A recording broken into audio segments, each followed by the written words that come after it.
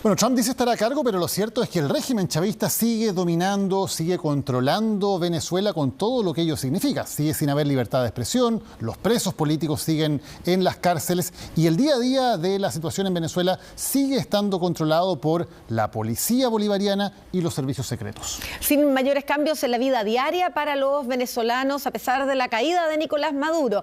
Sí, los testigos reportan un aumento de presencia policial y anoche se dio una situación bien particular cuando, según el gobierno venezolano, drones sobrevolaron el Palacio de Miraflores. Sácame de aquí, papá, sácame de aquí, sácame de aquí, sácame de aquí. Sí, en este momento hay fuerte presencia policial, muchachos, voy a tener que retirarme del lugar donde me encuentro. En pleno despacho para Chilevisión Noticias, nuestro corresponsal en Caracas fue testigo de la censura y presión que hoy pesa sobre la prensa que cubre la realidad que se vive en Venezuela. Están pasando diferentes patrullas de la policía y realmente se ha dificultado mucho hacer periodismo en estas condiciones. Patrullas militares y civiles armados, también llamados colectivos, fijaron su atención en el periodista que visiblemente incómodo, en vivo y en directo, veía cómo el despacho informativo podría ser interrumpido en un país donde comunicar al mundo se ha vuelto literalmente un acto de valentía. Sácame, pégale. Actualmente se mantienen detenidos 14 periodistas por ejercer su trabajo. Varios de ellos están en desaparición forzada, no hay comunicación, no se sabe dónde se encuentran actualmente. Los detenidos son trabajadores de medios de comunicación que intentaban cubrir la militarización de Caracas y la primera sesión de la Asamblea Legislativa. Algunos ya fueron liberados o deportados, pero a todos se les obligó a entregar sus teléfonos y borrar grabaciones, pues negarse a aquello en una ciudad bajo controles tan intimidantes como estos simplemente no es una opción. Los rasgos dictatoriales del régimen venezolano no desaparecen por el hecho de haber capturado a Maduro, ¿bien? Entonces, sobre todo si estás en un proceso tan delicado, no le conviene al gobierno tener voces disonantes. O sea, en este momento la libertad de prensa juega en contra de un proceso de normalización en Venezuela, aunque suene paradójico, ¿bien? Tensión en Venezuela que se blinda tras la captura del líder chavista. ¡Leales siempre! ¡Traidores nunca! ¡Leales siempre! ¡Traidores nunca! La noche del lunes 5 de enero, durante al menos 6 minutos, este fue el panorama en pleno centro de Caracas.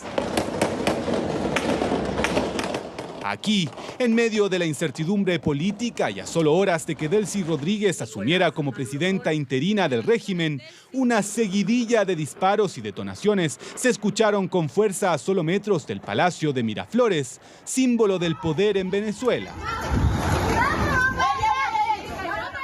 La versión que se tiene de manera extraoficial es que pudo haber sido una falsa alarma. Ahora, lo que indicaría este hecho es que efectivamente las fuerzas militares, que han sido un pilar fundamental para el régimen de Nicolás Maduro, no confían ni en su misma gente. Lo cierto es que este 6 de enero de 2026 así lucen las calles de Caracas. Por momentos todo parece normal. La gente está tratando no solamente de comprar comida, de tratar de abastecerse, sino también están tratando de ver cómo pueden buscar alguna actividad que nos distraiga. Pero es una calma aparente, pues se han intensificado las manifestaciones a favor del régimen y no es casualidad, pues en este país, con militares y civiles armados, oponerse puede significar prisión por traición a la patria. La patria no se vende, la patria se defiende. Lo que nosotros hemos testeado es que las principales personas que todavía hacen política y residen en Venezuela están en una situación de resguardo, y esto habla de ese miedo que tiene el régimen y que trata de instaurar en el resto de la colectividad para aminorar la posibilidad de que exista un proceso de rebelión ciudadana. Es el incierto día a día en Caracas, una ciudad donde la rutina convive con la censura, el blindaje civil-militar y el temor a oponerse al régimen.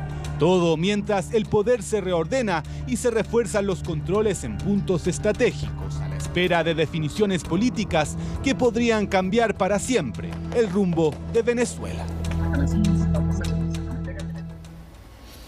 Y mientras tanto, Nicolás Maduro enfrentará a la justicia norteamericana por graves delitos como narcoterrorismo, a pesar de que el documento acusatorio del Departamento de Justicia no le imputa directamente ser el líder del Cartel de los Soles. Que era la acusación principal en un primer momento. Ahora se afirma que el líder chavista usó instituciones con fines criminales desde que ocupaba el cargo de ministro de Relaciones Exteriores. Por ejemplo, que habría vendido pasaportes diplomáticos a delincuentes. Queremos agradecer la presencia. Esta vocería fue convocada por Nicolás Maduro cuando ocupaba el cargo de canciller en el gobierno de Chávez. Han pasado 20 años desde esa conferencia de prensa en Nueva York. Hoy se convirtió en un archivo importante para la investigación en su contra. La Fiscalía estadounidense lo califica de narcoterrorista y lo acusa, entre otros delitos, de haber proporcionado pasaportes diplomáticos venezolanos a traficantes. Los pasaportes diplomáticos se les confiere a los diplomáticos del país y también a las altas autoridades por una deferencia. Pero conferirle a delincuentes, a narcotraficantes, es un hecho gravísimo. La Fiscalía de Estados Unidos apunta a un sistema de clientelismo y argumenta que Maduro y su círculo íntimo han corrompido las instituciones de Venezuela con fines criminales desde que ocupaba el cargo de ministro de Relaciones Exteriores entre 2006 y 2012. Como canciller venezolano, habría vendido documentos diplomáticos que facilitaron la evasión de controles en aeropuertos a delincuentes e incluso les dio inmunidad dependiendo del certificado. Da ciertas ventajas en algunos países. Por ejemplo, en Francia, en Charles de Gaulle, hay un guichet especial para los crus y también los diplomáticos. O sea, no hacen largas filas para poder pasar la inmigración. Son ciertas deferencias. ¿Puede ser revisado un diplomático? Sí. ¿Le pueden abrir la maleta? También. Es por cortesía que no se hace. Lo único que no tienen derecho a abrir y revisar es la valija oficial.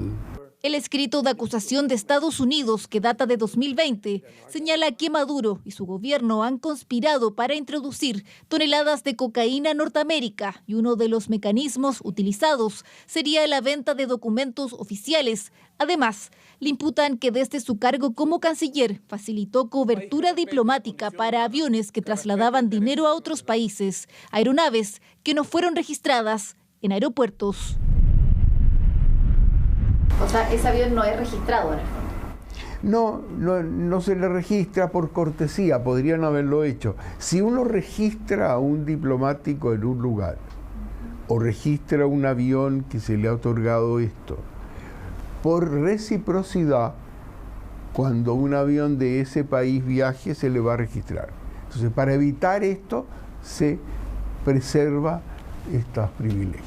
La verdad es que de la dictadura de Venezuela nada nos puede llamar la atención. Es decir, vamos a conocer muchísimo más ahora que empieza el juicio a Maduro. Los números no le cuadran en Washington a quienes quieren nuestras riquezas. La venta de documentos diplomáticos es solo una arista de la acusación en contra de Nicolás Maduro. Se le imputa conspiración para la importación de cocaína, posesión de ametralladoras y dispositivos destructivos y conspiración para poseer esos mismos artefactos en apoyo de actividades criminales, así como de colaborar con organizaciones criminales calificadas como terroristas por Washington. El líder chavista está detenido a la espera de una nueva audiencia agendada para el 17 de marzo.